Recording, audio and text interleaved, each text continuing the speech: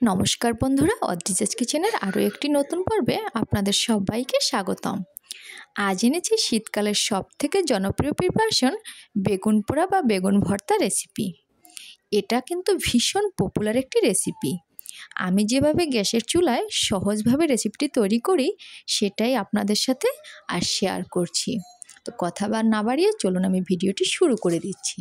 তো আমি শুরুতেই একটি বেগুন নিয়ে নিয়েছি। তো আমি একটু মোটা দেখে বেগুনটা নিয়ে নিয়েছি, কারণ ভর্তার জন্য কিন্তু বেগুনটা একটু মোটা হলেই ভালো হয়। এবার আমি এর গায়ে সর্ষের তেল মেখে নিচ্ছি। আপনারা চাইলে এখানে একটু চাকু দিয়ে হালকা হালকা করে 3-4টা কাটা দিয়ে নিতে পারেন, তাহলে কিন্তু বেগুনটা আরও ভালোভাবে সিদ্ধ হয়ে যাবে। তো তেলটাকে ভালোভাবে মাখিয়ে নিলাম। এবার চুলাটাকে অন করে আমি চুলার উপরে একটি স্ট্যান্ড বসিয়ে দিলাম, যাতে করে বেগুনটা ভিতরে পড়ে না যায়।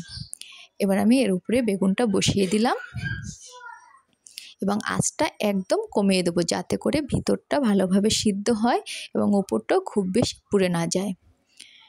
তো এভাবে আমি এটাকে আস্তে আস্তে পুড়ে এটাকে আমি পুড়ে নিচ্ছি। এইদিকে আমি আরেকটা চুলা অন করে দিয়ে এখানে আমি প্যান বসিয়ে দিলাম। তো এর মধ্যে আমি চুলাটা গরম হয়ে গেলে দিয়ে দেব সর্ষের তেল। সর্ষের তেলটা দিয়ে দিলাম। এবার দিয়ে দিলাম 2টো শুকনো লঙ্কা। তো শুকনো লঙ্কা দুটোকে আমি ভালোভাবে ভেজে নেব। তো এটা ভাজা হয়ে গেলে এ পর্যায়ে আমি দিয়ে দিচ্ছি এখানে বড় সাইজের একটি পেঁয়াজ কুচি। তো এটাকে আমি ভালোভাবে ভেজে নেব, কিন্তু এটাকে আমি খুব বেশি লালচে করে ভাজবো না, এটাকে আমি মিডিয়াম করে ভেজে রাখবো। দেখতে পাচ্ছেন আমি এভাবে কিন্তু একটু নরম নরম করে এটাকে ভেজে নেব। এটাকে একদম শক্ত শক্ত করব না। অন্যদিকে আমার বেগুনটা কিন্তু এখানে অনেকাংশেই পোড়ানো হয়ে গেছে এবং ভিতরটাও কিন্তু সিদ্ধ হয়ে আসতেছে, যেহেতু আমি জালটা একদম কমিয়ে দিয়েছি। এবার পেঁয়াজ ভাজাটা হয়ে গেল, এটাকে আমি এবার একটা বাটিতে তুলে নিচ্ছি। তো এবার এটাকে আমি তুলে নিলাম।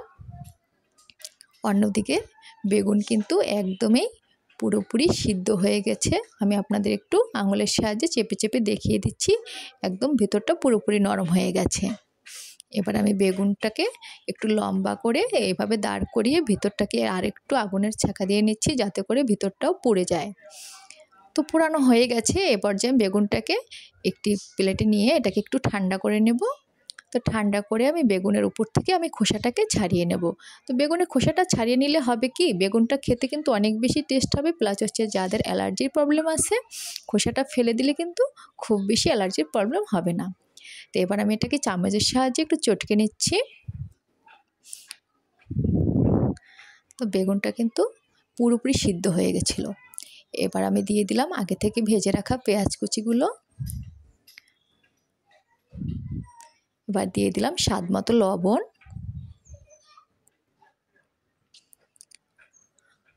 আর দিয়ে দেবো এখন সর্ষের তেল। এভাবে পোড়া বেগুন ভর্তা আপনাদের কার কার খেতে ভালো লাগে আমাকে একটু কমেন্ট করে অবশ্যই জানাবেন। আমার কিন্তু পোড়া বেগুনের ফ্লেভারটা অনেক বেশি ভালো লাগে। তো এবার আমি এগুলোকে ভালোভাবে একটু মেখে নিচ্ছি।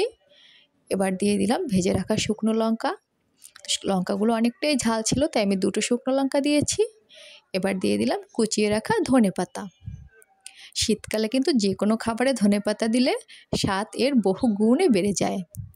এবার সবগুলোকে ভালোভাবে মেখে নিচ্ছি। তৈরি হয়ে গেল দারুণ স্বাদের বেগুন পোড়া বা বেগুন ভর্তা রেসিপি। আজকের ভিডিওটি আপনাদের কেমন লেগেছে অবশ্যই লাইক, কমেন্ট এবং শেয়ার করবেন।